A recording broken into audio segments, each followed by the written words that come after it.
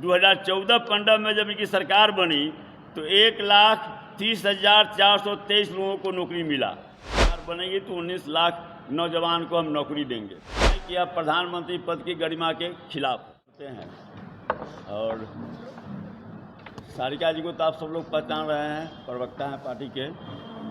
उर्मिला जी से परिचय हम समझते हैं कि शायद सब लोगों का नहीं होगा। प्रवक्ता बनी हैं, पहले महिला राजद प्रकोष्ठ के प्रदेश अध्यक्ष थी। देवकिशन भाई हैं प्रदेश के महासचिव, इधर निर्भया अम्बेडकर जी हैं। कि आज जो बुलाए हैं प्रेस कॉन्फ्रेंस, कल प्रधानमंत्री द्वारा रोजगार मेला लगाया गया था। कहा गया कि 17,000 लोगों को नियुक्ति पत्र दी गई है। लेकिन सबसे बड़ा सवाल यह है कि कल जिस ढंग से रोजगार मेला के अवसर पर जो उनका भाषण हुआ, कम्प्लीटली वह लग रहा था कि चुनावी मंच से कोई भाजपा का नेता बोल रहा है। जो उनका भाषण था वह निश्चित रूप से प्रधानमंत्री पद की गरिमा के खिलाफ था।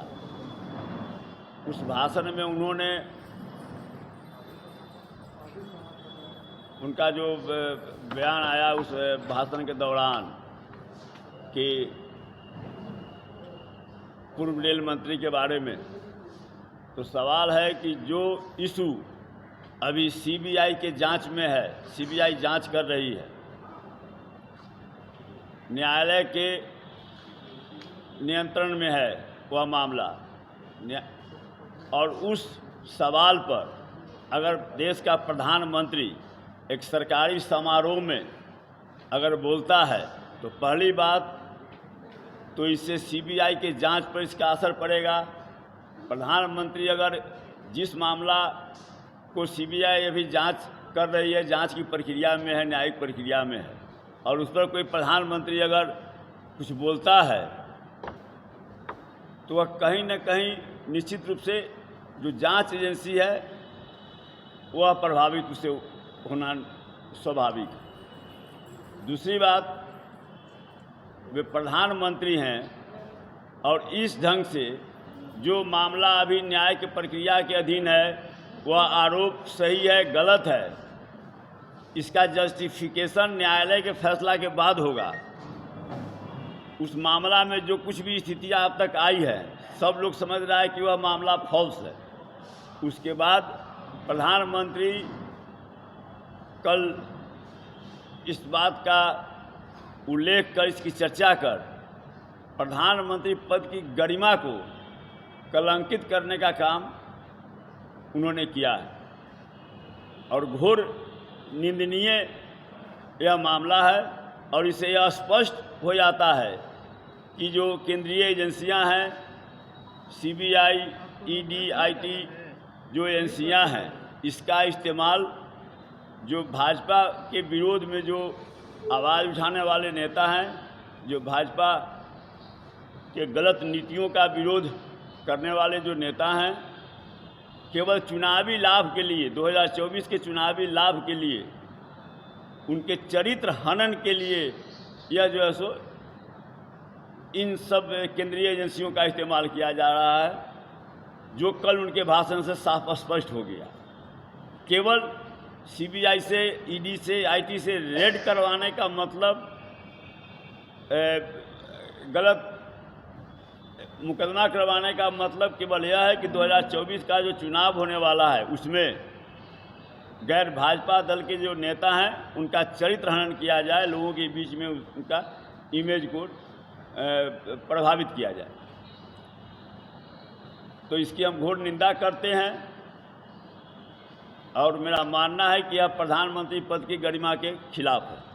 दूसरी बात, जब बिहार में रोजगार देने का, जैसे पिछला विधानसभा चुनाव जो हुआ 2020 में, सबों ने महसूस किया कि जिस ढंग से इस देश में भाजपा के नेता द्वारा बिहार के विधानसभा चुनाव में कैंपेनिंग के दौरान धार्मिक भावनाओं को भड़काने का प्रयास होता रहा, जो आम लोगों से जुड़ा हुआ जो मुद्दा है, उन मुद्दों से हटकर भावनात्मक मुद्दों के आधार पर लोगों के बीच में वैसा भाषण देना, लोगों के बीच में नफरत और घृणा का माहौल कैसे बने, उस दिशा में जो लोग लगे हुए थे उनको आना पड़ा।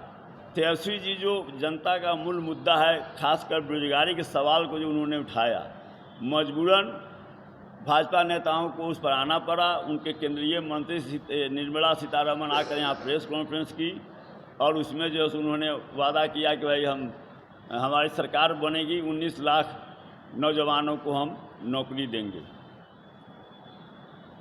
तो उसके बाद सरकार उनकी बनी, क्या दिए सबके सामने है।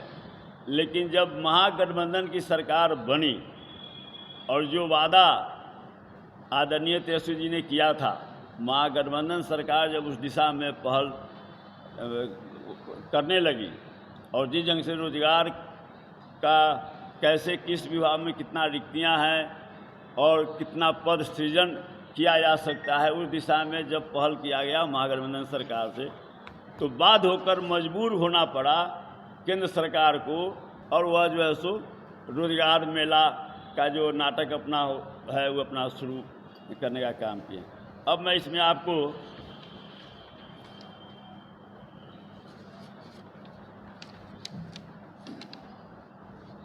ये हम देंगे, आपको जो लिखे हुए हैं सो ये उनके द्वारा वादा किया गया था कि 2 करोड़ नौजवानों को हम नौकरी देंगे। दूसरा बात, निर्मला सीतारमण जब बिहार आई थी 2020 के विधानसभा चुनाव में, तो उस समय आकर स्पेशल प्रेस कॉन्फ्रेंस करके उनके द्वारा कहा गया कि 19 लाख हमारी सरकार बनेगी तो 19 लाख नौजवान को हम नौकरी देंगे। उनकी सरकार भी बनी, लेकिन 19 लोगों को भी नौकरी जो है सो केंद्र सरकार देने का काम नहीं किया।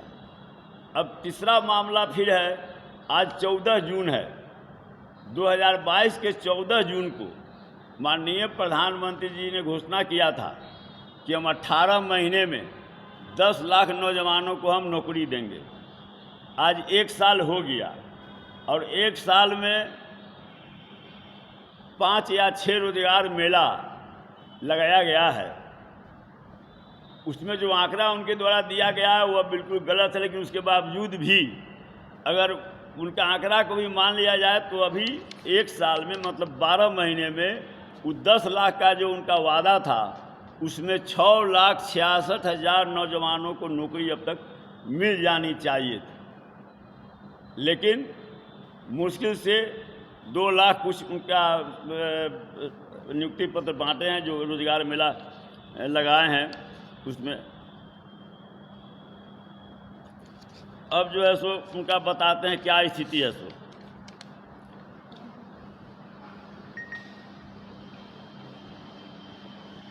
जब से इनकी सरकार बनी है अभी तक मात्र 7,22,000 लोगों को नौकरी दिया गया है, जबकि इस इनके शासनकाल में 22 करोड़ 5 लाख नौजवानों ने नौकरी के लिए आवेदन दिया था और उसमें मिला कितना नौकरी, 7,22,000 को। अभी जो केंद्र सरकार जहाँ पर कि नियुक्ति की संभावना है या और जो केंद्रीय एजेंसी हैं या सार्वजनिक उपक्रम हैं, इन सब को लेकर 90 लाख से ज़्यादा पद यहाँ पर रिक्त हैं इस देश में। लेकिन नौकरी की स्थिति क्या है सो आप देख लीजिए। 2014-15 में जब इनकी सरकार बनी तो 1,30,423 लोगों को नौकरी मिला पूरे देश में। 2015-16 में 1,11,807 और 16-17 में 1,13,133। 2017-18 में यह घटकर हो गया 76,147। 18-19 में हो गया मात्र 38,100। 2019 में चूँकि लोकसभा का चुनाव था तो उस समय जो है सो 1,47,000 लोगों को इन्होंने नौकरी देने का काम किया है। 21-22 में यह संख्या घट के हो गई 38,850। अब जब 24 में चुनाव होने वाला है तो अभी रोजगार मेला लगा रहे हैं। कल कहा गया कि 70,000 नौजवानों को नौकरी दी गई है। हम लोगों ने पहले भी मांग किया था और चुनौती दिया था कि यह आंकड़ा फर्जी है। कल भी जो यह घोषणा किया गया है कि 70 लाख नौजवानों को नौकरी दिए हैं, तो बिहार का आंकड़ा आप ले लीजिएगा कि बिहार में कितने लोगों को नौकरी मिली।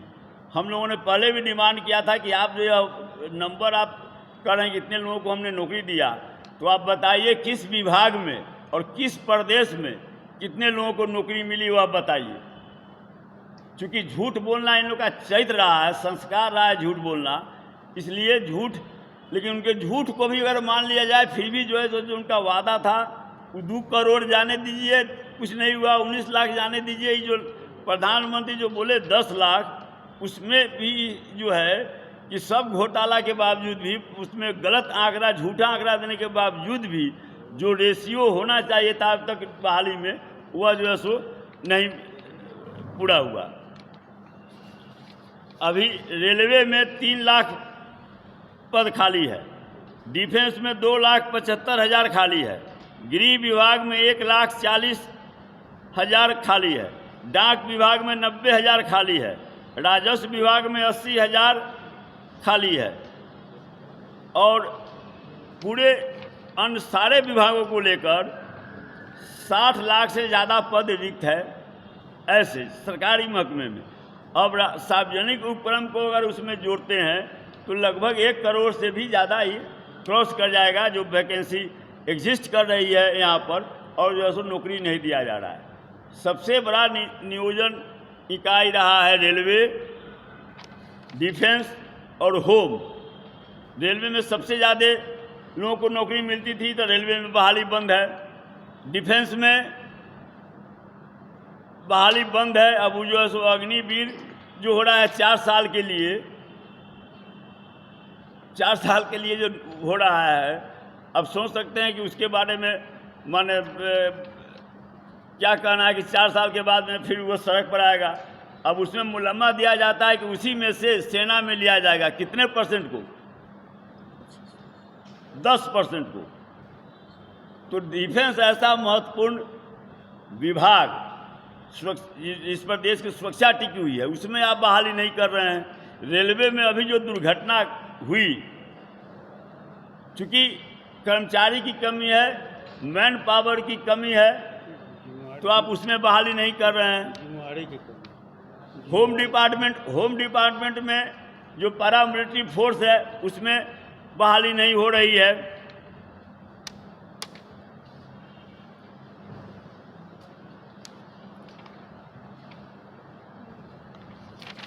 अब आपको बिहार में जो हो रहा है इसकी चर्चा कहीं पर नहीं है। तेजस्वी जी ने घोषणा किया था कि हमारी सरकार बनेगी 10 लाख नौजवानों को नौकरी देंगे। अब तक 2 लाख से ऊपर लोगों को नियुक्ति पत्र दिया जा चुका है। विभिन्न विभागों में बराबर कार्यक्रम होते रहा है और आंकड़ा आप लोगों के पास में उपलब्ध है। 2 लाख से ऊपर लोगों को नियुक्ति पत्र मिल चुका है और यह एक ऐतिहासिक उपलब्धि मानी जाएगी कि मात्र 2 हफ्ता में 2 लाख से ज़्यादा नियुक्ति की प्रक्रिया शुरू हो गई है। यह साधारण घटना नहीं है। अब 70,000 जो कि इतना चुरा के जो बैठा हुआ है वैकेंसी, केंद्र सरकार 1 करोड़ वैकेंसी चुरा कर जो बैठा हुआ है, और जो है सो इस 70,000 जो कि गलत आंकड़ा है, चर्चा उसकी कल से हो रही है। लेकिन यहाँ पर 2 लाख लोगों को नियुक्ति पत्र दिया गया और 2 सप्ताह के अंदर 2 लाख से ज़्यादा नौजवानों की बहाली की प्रक्रिया शुरू हो गई। इसकी कोई चर्चा नहीं है। और विभिन्न विभागों में जो रिक्ति है और कहाँ कहाँ पद सृजन किया जा रहा है, तो सरकार का जो और हमारे नेता आदरणीय तेजस्वी जी का जो वादा रहा है कि 10 लाख नौजवानों को हम नौकरी देंगे, बहुत जल्द ही उस लक्ष्य को बिहार की महागठबंधन की सरकार प्राप्त करेगी। और हम लोग के बिहार के आदरणीय मुख्यमंत्री नीतीश कुमार जी, आदरणीय उप मुख्यमंत्री तेजस्वी जी इस पर खुद गंभीर हैं और खुद इसमें अपने स्तर से इसके लिए पहल कर रहे हैं कि जो 10 लाख का हमारा जो लक्ष्य है वह पूरा हो और 10 लाख नौजवानों को रोजगार देने के लिए, 10 लाख को हो गया नौकरी और 10 लाख नौजवानों को रोजगार देने के लिए उस दिशा में सरकार पहल कर रही है। तो इसी के लिए हम लोग बुलाए थे आप लोगों को, और चूँकि बहुत महत्वपूर्ण मुद्दा है यह, और तेजस्वी जी ने बाध्य कर दिया भारत सरकार के सबसे तथाकथित शक्तिशाली नेता को अपने पद चिन्हों पर चलने के लिए बिहार के महागठबंधन सरकार का नकल करने के लिए। वो भी जो है सो माने उनका जो दावा है और आंकड़ा है वह चैलेंजेबल है। लेकिन सबसे खतरनाक मामला यह है कि आप सरकारी कार्यक्रम है, सरकारी खर्चे पर आप कार्यक्रम है और आप चुनावी भाषण दीजिएगा। आप देश के प्रधानमंत्री हैं और आप जो है तो कहिए कि हम माने ऐसे घोटाला हुआ है। कौन है कहने वाला? जब तक न्यायालय का फैसला नहीं हो जाता है और प्रधानमंत्री पद पर रह कर आप ऐसा बोलिएगा। प्रधानमंत्री पद की गरिमा है कि नहीं है? इस सड़क छाप जो है, तो सड़क छाप जो नेता बोलता है वही भाषा आप बोलिएगा, इतने बड़े लोकतंत्र के प्रधानमंत्री होकर। तो यह सबसे शर्मनाक और घटिया हरकत है और हम इसकी निंदा करते हैं। और मेरा यह आरोप है कि केवल 2024 जो यहाँ पर विपक्ष की जो बैठक हो रही है, विपक्षी दल जो एक साथ आ रहे हैं, एकजुट हो रहे हैं, इससे इतनी घबरा गई है भाजपा कि इस हताशा और निराशा में उनके शीर्ष पद पर बैठे हुए नेताओं को भी यह होश नहीं है कि वे क्या बोल रहे हैं, किस पद पर हैं और क्या बोल रहे हैं, यह उनको होश नहीं है। जिस ढंग से जो देख रहे हैं, कर्नाटक में चुनाव हार गए, जो अभी इस ढंग से जानकारी मिल रही है कि राजस्थान, मध्य प्रदेश, छत्तीसगढ़ सब जगह जो है उनका सफाया होने जा रहा है। और 23 तारीख को जो बिहार में बैठक होने वाली है गैर भाजपा दल के नेताओं को, इससे उन लोगों का होश हवा सब गायब हो गया है। और अब उसी बेचैनी में, छटपटाहट में अपने पद की गरिमा का भी ख्याल नहीं करते हैं। जब प्रधानमंत्री बोलेगा कि हाँ साहब ऐसे ऐसे है, आप प्रधानमंत्री हैं साहब, और आप कहिएगा और आप जुडिशरी से ऊपर हो गए, और वो भी सरकारी मंच से, सरकारी कार्यक्रम में।